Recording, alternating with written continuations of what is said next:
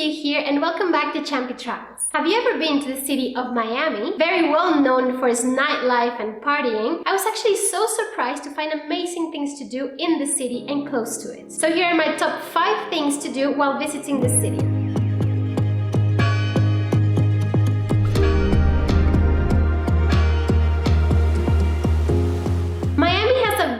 Lively night scene and is very known for that. Though I'm not a very party person, so I was kind of biased when I was gonna visit there. However, we had a fantastic time, and though it was extremely hot, there were some incredible experiences to do around the city that actually made me fall so in love with this place. My top 5 things to do when visiting Miami. Walking around Little Havana, the Cuban neighborhood of Miami. Home to many Cuban exiles and plenty of immigrants from Central and South America, Little Havana is named after the city of Havana. It is capital and largest city of Cuba. It is quite known for its landmarks, including Calle Ocho and its Walk of Fame, with many Cuban and Latin American artists that if you don't come from one of these countries or know some about it, they may seem quite strange for you. The Domino Park and many others. It was so cool to see so many people playing domino, which is part of a very interesting culture of Cuba. You can stroll around this neighborhood and find plenty of places to see. Though my absolute favorite way to actually live this place is through its food. We ate at Old Havana's, a restaurant in the main street. We had some roasted chicken and the portions were huge and really delicious.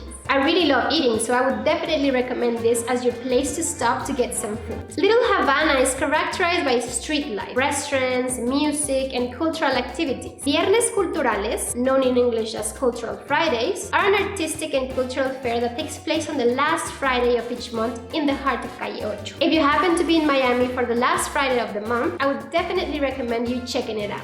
Cubans and Latinos have definitely shaped this city. It is a must place to visit while in Miami, where you can really feel all of the Latin vibes that are so prominent in Miami, but especially here. Looking at the incredible Art Deco buildings in South Beach and Miami Beach. Art Deco in Miami is truly an architectural wonder, and what I found most impressive is that this area has the highest concentrations of Art Deco buildings in the world, and they are so well preserved that you feel that you have just popped back into the 20s or 30s, and they have actually been preserved due to some activists who founded the Miami Design Preservation League in 1976, thus not allowing them to be demolished so that they can build new ones. Walking around the neighborhood is a must. You will see so many different buildings, and another great part is that it's so close to the beach, so you can end your day and go have some sun and enjoy the beach. The stretch of sand is huge, and you can rent an umbrella and maybe some chairs or just take a spot in the sand. Visiting Biscayne National Park and snorkeling in a shipwreck or in a reef.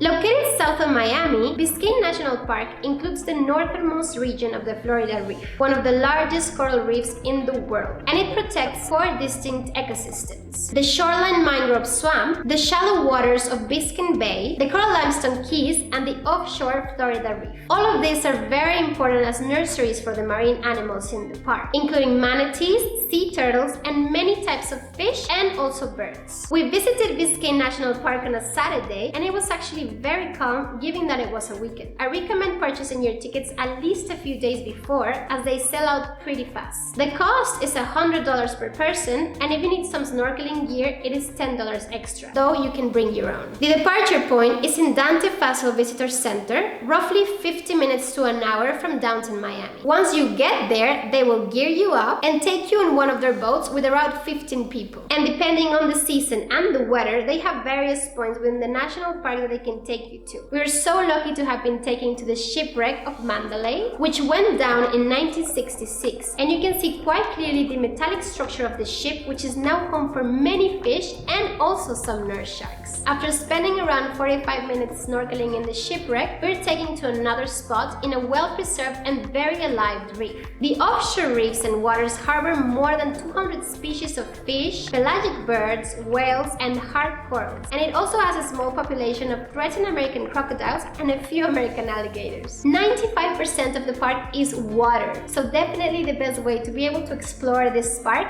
is being in the water. Strolling around the beautiful Coconut Grove neighborhood neighborhood and exploring its many parks. I did not know what to expect when we were told that we were going to visit Coconut Grove, and I was actually very surprised in a very positive way. I hadn't seen so much green in other parts of Miami as I did in here, and the vibe of the place is definitely worth a visit. There are a few streets in the main area of the neighborhood that are so nicely decorated. Little coffee shops and bookstores, and plenty of really colorful murals around too. Though my favorite part was definitely how many green spaces there are around here. We visited the Barnacle Historic State Park, with the house that was built in 1891, offering a glimpse of life when all travel to and from Miami was by sea. Ralph Middleton Monroe, one of Coconut Grove's most charming and influential pioneers, preserved the forest on his land. And so one of the most incredible things you can see here is really old, majestic, and huge trees. There are a few other parks that you can visit, including the Kampong, a botanical garden with tropical plants, and the Peacock Park for a nice stroll surrounded by green. There is also a delicious pizzeria called Harris, where they use local ingredients and very fresh produce. Drinking the best cold beer at Veza Sur brewery after watching the murals in Wynwood. North of downtown Miami, the Wynwood neighborhood, famous for its vibrant graffiti and art scene, is definitely a place that you have to visit while in Miami. You can explore the Wynwood walls to see some spectacular murals. It costs $20 per person, and they have incredible pieces of art inside. Or you can simply stroll around the streets and find equally incredible murals as well. Wynwood also has a very good food and drink scene, and my absolute favorite place to go and drink a cold beer is the brewery of Veza Sur. They have a huge selection of different types of beer for you to choose from, and the best one in my opinion is the Lulu Sour beer. It is made from a local Colombian fruit, which is a bit sour, hence the name. It is so refreshing and has the best aftertaste. What is also pretty cool is that they have the flight where you can try different samples of different beers, and some of the beers also change depending on the season, so you can always find new ones to try. It is definitely my favorite way to end the day after exploring some of the Wynwood murals. I genuinely enjoy this city much more than I thought I would. And even though I had been here before, these activities really changed my opinion and actually made me really love Miami. What I love most about the city is the proximity to so many amazing natural wonders, and also the huge diversity that you can see from people all around the world in the city. I hope there might be another next time that I visit, and then I will definitely add going to the Everglades National Park in my next visit, which I probably would add to this list. And remember to always be very mindful, respecting of the environment and the communities wherever you travel to or wherever you visit. This is a very crucial way to be able to be more mindfully when traveling. Let me know if you're planning to add some of these places to your next visit to the city, or if you have already visited, is there any other place that you would add to this list?